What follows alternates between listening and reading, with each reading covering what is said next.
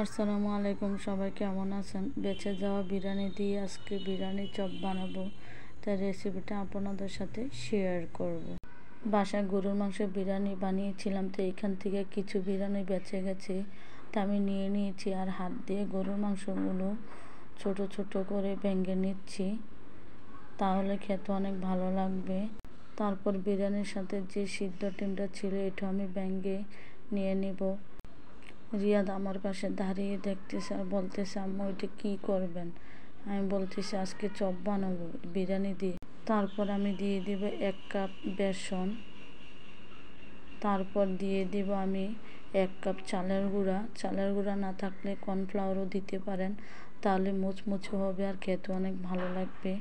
তারপর আমি দিয়ে দিব এখানে 1 টেবিল চামচ জিরার গুঁড়া, তারপর দিয়ে দেব 1 টেবিল চামচ হলুদের গুঁড়া, তারপর দিয়ে দেবে 1 টেবিল চামচ গরম মশলার গুঁড়া,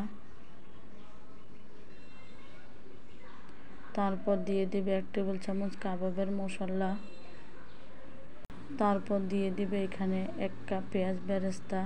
আপনারা চাইলে কাঁচাটাও দিতে পারেন, কিন্তু কাঁচাটার থেকে বেরেস্তাটা স্বাদটা বেশি হয়। তারপর দিয়ে দিবে 1 টেবিল চামচের মতো লেবুর রস।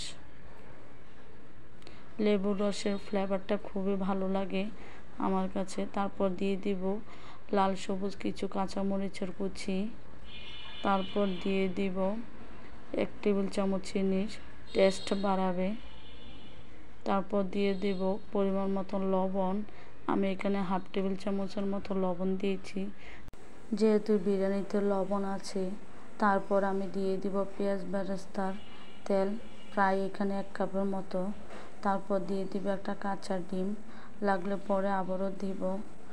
তারপর এখন আমি সব হাত দিয়ে ভালোভাবে মেখে নিব। মাখাটা যত ভালো হবে চপটা খেতে ততটাই মজা হবে, তো মেখে নিয়েছি। তারপর আমি চুলায় তেল বসিয়ে তেল গরম করে নিয়েছি। তারপর এখন বড়া শেপ করে দিয়ে দিব তেলে। তারপর ভেজে নিব, আর ভেজে নেওয়ার সময় চুলার হিটটা লো হিটে রাখতে হবে, তাহলে ভিতর থেকে ভাজাটা খুবই সুন্দর হবে আর মুচমুচে হবে। ভাজা হয়ে গেছে, তারপর আমি উঠিয়ে নিব, আর এইভাবে করে আমি সবগুলো ভেজে নিব। তো মাশাআল্লাহ দেখেন কতটা সুন্দর হয়েছে আর দেখতে লোভনীয় হয়েছে। তারপর এখান থেকে কিছু ছেলে আর হাজব্যান্ডকে খেতে দিয়েছি। ছেলে আর হাজব্যান্ড খাইতেছে আর বলতেছে অসাধারণ হয়েছে, অনেক মজা হয়েছে। তো সবাই ভালো থাকবেন, সুস্থ থাকবেন। আল্লাহ হাফেজ।